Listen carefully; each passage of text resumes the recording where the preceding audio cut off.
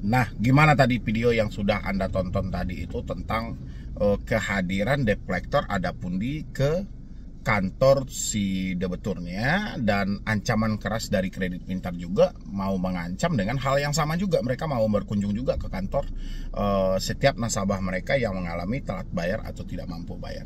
Jadi saya perhatikan saat ini ya, yang lebih saya fokuskan itu mereka memang memburu mati-matian tentang nasabah-nasabah yang telat bayar gitu. Tapi pemburuan mereka ini lebih banyak ke ceritanya daripada faktanya gitu loh. Mereka memburu Anda habis-habisan, mau Anda lari kemanapun mereka akan kejar. Apalagi Anda yang menunjukkan suatu ketakutan ketika Anda ditagih oleh debt collector itu, Anda menunjukkan suatu ketakutan, itu sudah menjadi bom waktu nanti. Akan ada masanya di mana pemburuan mereka ini akan membuahkan hasil. Nanti Anda akan ada momen-momen Anda akan ketakutan dengan mereka mengejar Anda terus-menerus. Walaupun ini hanya berlangsung via WhatsApp, via email, dan via telepon, tapi akan ada masanya Anda akan ketakutan begitu luar biasa gitu. Ya kan? Sehingga terjadilah gali lubang tutup lubang yang sangat besar. Ini yang mau saya terangkan sama teman-teman semuanya. Sebelum hal ini terjadi pada diri Anda, saya meminta buat teman-teman yang sudah menyatakan tidak mampu bayar, sebelum Anda diburu habis-habisan, putuslah semua komunikasi Anda gitu loh. Karena cuma itulah satu-satunya kekuatan yang mereka miliki untuk mengejar Anda. Ya, tapi kalau Anda tidak putus komunikasi ini, siap-siap, ya kan, Anda akan berada di titik di mana nantinya Anda tidak akan mampu dan tidak akan sanggup dengan ancaman yang mereka lontarkan setiap hari. Bahkan ya, akhir-akhir ini saya perhatikan juga debt collector lebih menyerang dengan trik-trik yang mana penjebolan nomor rekening atau auto debit rekening si debetur. Padahal itu kan tidak ada ya kan, tapi mereka bisa membikinkan hal itu seakan-akan semua ini nyata gitu loh. Ya, sama kayaknya Anda akan dipenjara, mereka juga bisa membikinkan seakan-akan semuanya itu benaran dan fakta gitu. Padahal mereka ini hanya menggunakan satu komunikasi saja, WhatsApp tadi, ya kan? Tapi dia bisa untuk menguasai pemikiran teman-teman semuanya untuk ketakutan dalam ancaman mereka itu. Makanya saya terangkan, kekuatan dari pinjol itu hanya ada di telepon, WhatsApp, dan email. Ya, tapi kalau hal ini tidak Anda antisipasi, tidak Anda atasi sesegera mungkin, siap-siap Anda akan masuk dalam permainan pinjaman online yang sangat kejam. Ya, sama-sama kita sadari, OJK tidak ada fungsinya di mata pinjol legal. OJK itu hanya berfungsi ketika ada di hadapan kamera. Kalau sudah tidak di hadapan kamera, OJK tidak ada fungsinya sama sekali. Kita nggak tahu juga entah terjadi seperti apa ini konsepnya antara OJK dan pinjol, kita nggak tahu. Tapi semenderitanya Anda di lapangan itu tidak akan didengar oleh OJK kecuali Anda mampu memviralkan hal itu. Ya.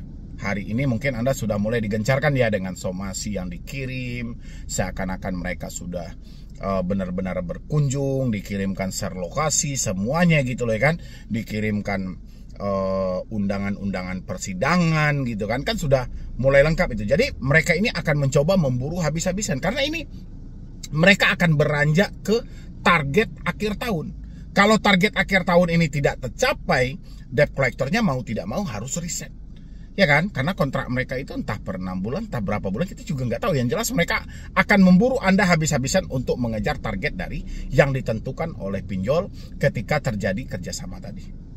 Ya, makanya buat teman-teman semuanya yang sudah menyatakan tidak mampu, yang sudah menyatakan tidak sanggup, tolong putus semua komunikasi yang terhubung, selamatkan diri Anda. Jangan Anda mendramatiskannya lagi, Anda memikirkan mereka mau datang, mereka mau berkunjung, bagaimana dengan pekerjaan saya, bagaimana dengan orang di perusahaan saya, bagaimana nanti kalau saya di penjara dan segala macam. Itu buang jauh-jauh semua pemikiran Anda itu. Yang jelas hari ini bagaimana caranya Anda bertahan untuk hidup. Ya, di situasi yang susah, kesulitan ekonomi seperti ini, Anda bisa makan pagi dan sore aja, itu sudah syukur alhamdulillah. Ya, jangan lagi Anda pikirkan soal bunga-bunga pinjol yang sangat tidak manusiawi itu. Ya, itu saya sampaikan buat teman-teman semuanya, dimanapun Anda berada. Anda yang sudah masuk ke YouTube Solusi Hutang MB, gagal bayar pinjol itu tidak ada yang berat, tidak ada yang susah. Yang susah itu hanyalah cara kita berpikir, cara kita menempatkan sesuatu. Itulah yang selalu bertolak belakang. Terkadang pemikiran dan hati kita selalu berlawanan, kita sudah dihantui rasa takut. Tapi percayalah, semua sumber ketakutan itu tidak terlepas dari yang saya sampaikan tadi. Mereka akan memburu Anda mati-matian menjelang akhir tahun kalau Anda tidak sesegera mungkin memutus komunikasi yang ada. Mereka akan kejar Anda kemanapun gitu loh, tapi hanya melalui telepon dan WhatsApp. Ya, tapi bayangan Anda nanti kan seperti saya terangkan tadi, akan ada momen-momen di mana Anda akan mentok, Anda akan ketakutan dan nekat melakukan tindakan-tindakan pidana. Ini yang mau saya ingatkan ya buat teman-teman semuanya. Mungkin dari saya cuma itu aja. Mudah-mudahan ini bisa membantu. Stop semua pertanyaan-pertanyaan tentang apakah ada desi lapangan, apakah ada FC, apakah berkunjung ke rumah. Bukan itu PR Anda. PR Anda adalah Anda benar mau galbay, Anda benar sudah tidak mampu bayar. Kalau memang semua itu benar, putuslah semua komunikasi yang masih terjalin dengan debt collector. Ganti nomor, hapus WA, ganti email. Tapi kalau itu tidak Anda praktekkan, selamanya Anda hanya sibuk mencari kapan desi datang ke rumah, daerah mana yang mau dikunjungi, ya. Nah, gimana buat teman-teman semuanya? Awal pekan Senin ya, padahal ini tanggal merah juga ya kan, karena kita libur nasional semuanya ya kan, karena ada hari-hari besar juga gitu ya kan. Tapi ada pundi itu sudah menghubungi kantor dari si debiturnya.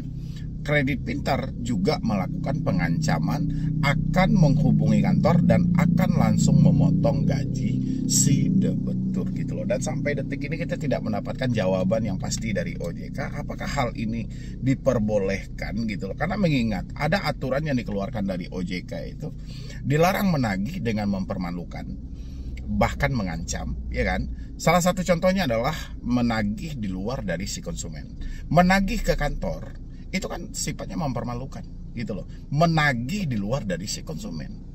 Makanya saya bilangin, di mana letak aturan OJK itu. Dan OJK juga menyematkan di dalam POJK nomor 22 ya tahun 2023 tentang tata cara penagihan kredit terbaru yang harus dipatuhi oleh para pelaku usaha jasa keuangan. Tapi kenyataan di lapangan semua bertolak belakang. Contoh seperti pertanyaan yang disampaikan oleh follower saya ini. Ada pundi udah nelpon ke kantor aku bang. Kredit Pintar pun udah ngancam mau hubungi kantor. Udah kasih screenshot alamat kantor dari Google Slack dan ancam mau minta kasbon potong gaji ke kantor gitu loh. Pertanyaannya, OJK-nya ada di mana nih di tengah situasi yang seperti ini gitu loh. Apakah OJK tidak akan menanggapi sama sekali tentang kasus-kasus yang terjadi? Bahkan hampir saya lihat ya, sasaran penagihan dari debt collector pinjol legal hari ini lebih terfokus menagih debiturnya itu ke tempat mereka bekerja. Ya kan, ke tempat mereka bekerja. Tapi di dalam aturan OJK menyematkan dilarang melakukan penagihan yang sifatnya mempermalukan. Ya, tapi ini bertolak belakang dengan aturan OJK. OJK-nya melarang, pinjol legalnya melakukannya. Ya, sekarang kita harus lapor kemana? Lapor kepada OJK, hari ini kita laporkan, 3 tahun ke depan baru ditanggapi. Itu pun ditanggapi, ya, kalaupun mereka cepat tanggap. Yang menanggapi itu terkadang robot juga. Kalaupun itu yang nanggapin manusianya langsung, kita seakan-akan bola dioper kanan kiri. Dioper kepada Asosiasi Fintech Pendanaan Bersama Indonesia, dioper kepada Satgas Waspada Pasti, dioper juga kepada pihak kepolisian. Padahal aturan ini OJK yang mengeluarkan sesuai dengan POJK tadi. Debt collector dilarang melakukan penagihan dengan mempermalukan. Contohnya adalah melakukan penagihan di luar dari konsumennya, atau sengaja menyebarkan data pribadi untuk atau dengan maksud mempermalukan si konsumen, itu dilarang. Ya kan? Habis itu debt collector dilarang melakukan penagihan secara terus-menerus yang sifatnya mengganggu, itu juga dilarang. Ya kan? Pinjol dilarang melakukan penagihan di luar dari alamat domisili konsumen. Tapi banyak pinjol, dari pinjol-pinjol legal, dari pinjol-pinjol besar, itu yang sengaja mendatangkan debt collectornya sampai ke perusahaan si debiturnya tempat bekerja. Bukankah itu juga bagian dari mempermalukan? Bukankah itu juga keluar dari aturan yang mana pinjol tidak boleh melakukan penagihan di luar dari konsumen? Sekarang OJK ada di mana gitu? Ya, ini kasus sudah terfokus kepada mempermalukan semuanya gitu loh. Sudah tidak taat lagi dengan aturan. Kalau memang pinjol ini taat aturan, ketika dia menjumpai nasabah yang tidak tepat waktu dalam pembayaran, oke, itu bisa diingatkan melalui sarana komunikasi, melalui telepon juga boleh, atau didatangi langsung ke alamat konsumen juga boleh. Tapi bukan merembes kanan kiri. Ya, dan itulah buat teman-teman semuanya. Kenapa saya selalu penting untuk mengingatkan ini berulang-ulang kali sama Anda. Jangan Anda itu selalu terfokus dengan ketakutan yang Anda alami hari ini. Anda harus fokus juga mana hal yang dibolehkan dan mana hal yang tidak dibolehkan. Kalau kita menemukan ada hal-hal yang tidak dibolehkan tapi dilakukan oleh pinjol legal, walaupun kita tahu sanksi yang dijatuhkan OJK itu sangat lambat, kita bisa menyatukan sanksi pribadi. Sanksi pribadinya apa? Kita catat nama aplikasinya, kita simpan bukti-bukti yang telah mereka lakukan, kita bisa hentikan pembayarannya untuk selamanya. Anda tidak usah fokus lagi. Jangan Anda pikirkan lagi BI checking, jangan Anda pikirkan lagi fintech data center, jangan Anda pikirkan lagi Desi datang ke rumah.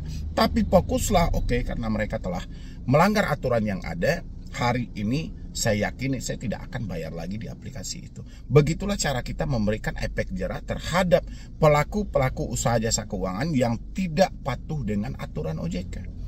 Ya, bukan sebaliknya. Nanti jangan pula teman-teman melakukan sebaliknya. Sebaliknya itu contoh ketika mereka menghubungi kantor, ya, Anda merasa ketakutan, Anda merasa tidak nyaman, dan akhirnya Anda mengambil satu keputusan, Anda rela untuk gali lubang tutup lubang. Anda rela untuk meminjam sama tetangga. Selamanya hutang ini tidak akan pernah selesai. Ya, itu pahami dari teman-teman semuanya. Terus bagaimana ini Bang menanggapi misalnya mereka sudah menghubungi kantor, nanti HRD dan orang-orang kantor pasti juga akan marah. Pasti kan itu kan yang selalu kita pikirkan, selalu kita menjadi sebuah ketakutan dalam diri kita. Oke. Kalau misalnya mereka sudah terlanjur untuk menghubungi perusahaan Anda langsung menghadap sama HRD atau siapapun pimpinan yang bertanggung jawab di perusahaan itu. Jelaskan faktanya. Ya pertama kita mungkin mengucapkan ya mohon maaf dulu gitu. Habis itu kita sampaikan, ya saya juga kurang tahu itu dari pinjol mana dan apa gitu loh. Sesuai dengan peraturan OJK juga, ya, itu kan tidak boleh mereka menghubungi perusahaan. Dan saya tidak pernah mencantumkan nama perusahaan. Dari mana dia mendapatkan nama-nama perusahaan itu? Ada dua kemungkinan. Kemungkinan pertama ya mungkin dari identitas Anda yang mungkin menyematkan tempat bekerja Anda. Yang kemungkinan yang kedua, mereka juga mencuri data-data kontak Anda sehingga dia melihat ada nama-nama orang. Contoh kalau kita kan contoh Anda bekerja di sebuah perusahaan A misalnya gitu. Terus ada teman Anda, nanti Anda tulis nama teman Anda itu titik perusahaan A misalnya gitu kan, ada namanya gitu. Atau ini tapi ada nama perusahaannya. Mungkin saja mereka sudah mencuri data-data pribadi kita melalui kontak-kontak kita, ya. Karena kan banyak juga tuh teman-teman yang menyampaikan sama saya tidak pernah sama sekali mencantumkan nama perusahaan saya, Bang. Saya tidak pernah sama sekali mencantumkan tempat bekerja saya. Tapi si pinjolnya tetap tahu. Oke, berarti mereka mencuri akses yang ada. Ya, dan habis itu lagi yang juga nggak kalah penting, terkadang kita sering lupa. Kita ini mengupdate berupa momen-momen pribadi di media sosial kita, contoh di Instagram gitu loh. Nanti bareng-bareng dengan teman-teman satu rekan kerja. Di sana kita selalu lupa, terkadang kita menyematkan lokasinya di perusahaan kita. Mereka kan akan belusukan tuh. Mereka akan mencari, mereka akan mencoba untuk skip tracing tadi kan, melacak media sosial kita berdasarkan dari nama kita. Nanti mereka akan menemukan postingan-postingan kita yang menandakan salah satu titik dari lokasi tempat bekerja. Itu juga kemungkinan akan terjadi. Ya, mereka mengetahui tempat bekerja Anda. Oke, terlepas dari hal itu, tinggal Anda untuk di sebuah perusahaan ini Anda harus berterus terang sama HRD Anda nggak usah takut juga, dan sampaikan ya mohon maaf atas ketidaknyamanan karena ini bukan maksud disengaja juga. Dan saya berharap kalau misalnya ke depannya Bapak mungkin bisa arahkan sama rekan-rekan saya yang lain juga, kalau mungkin ke depannya masih ada orang-orang yang menagih sampai ke perusahaan ini, menagih atas nama hutang saya berhutang di sebuah perusahaan mereka, saya minta tolong untuk diarahkan ke rumah saya aja sesuai dengan alamat saya. Ya, dan mohon juga untuk dipertanyakan mereka dari aplikasi mananya. Nanti Anda catatlah itu. Ya, bukan soal ketakutan, bukan soal teman-teman memikirkan, wah dia akan Oh, datang nggak nanti ya bang ke kantor? Ya terserah mereka mau datang ke kantor atau tidak. Yang jelas aturannya tidak ada membolehkan mereka menagih di luar dari alamat domisili konsumen. Kalau Anda menemukannya, saya cuma butuh rekaman videonya untuk kita viralkan pinjol-pinjol yang tidak patuh dengan aturan itu. Yang jelas hari ini buat teman-teman semuanya, yang saya sematkan sama Anda adalah Anda sudah tidak mampu bayar. Apapun problem yang Anda hadapi tentang Anda dan debt collector pinjol nantinya, jangan sampai ini mendorong Anda untuk melakukan tindakan-tindakan yang merugikan diri Anda. Seperti gali lubang tutup lubang, menjual aset-aset yang ada, atau berusaha mencari talangan dana sama tetangga, atau bahkan Anda sampai nekat melakukan tindakan-tindakan pidana yang merugikan diri Anda. Ini yang harus Anda sematkan. Apa yang harus kita lakukan bang? Mereka akan berakhir dengan sendirinya. Mereka itu mempunyai kekuatan itu hanya melalui WhatsApp, melalui email, dan melalui telepon. Kalaupun mereka datang ke kantor Anda, itu mereka tidak ada membawa kelengkapan-kelengkapan seperti yang diminta oleh OJK. Mulai dari ID card, surat kuasa, sampai sertifikat profesi di bidang penagihan. Jadi Anda nggak perlu khawatir. Kebanyakan status debt collector pinjol itu, ya ini kebanyakan ya mereka yang berada di lapangan itu berstatus ilegal. Ilegalnya seperti apa? Mereka tidak dilengkapi surat-surat sebagaimana yang telah diatur oleh Otoritas Jasa Keuangan sendiri. Itu adalah persyaratan wajib yang harus dibawa debt collector ketika melakukan penagihan ke rumah. Dan kita lanjutkan juga untuk Anda menonton video kekompakan debt collector itu, kekompakan dari pinjol mendatangkan debt collectornya ke rumah. Silahkan ini.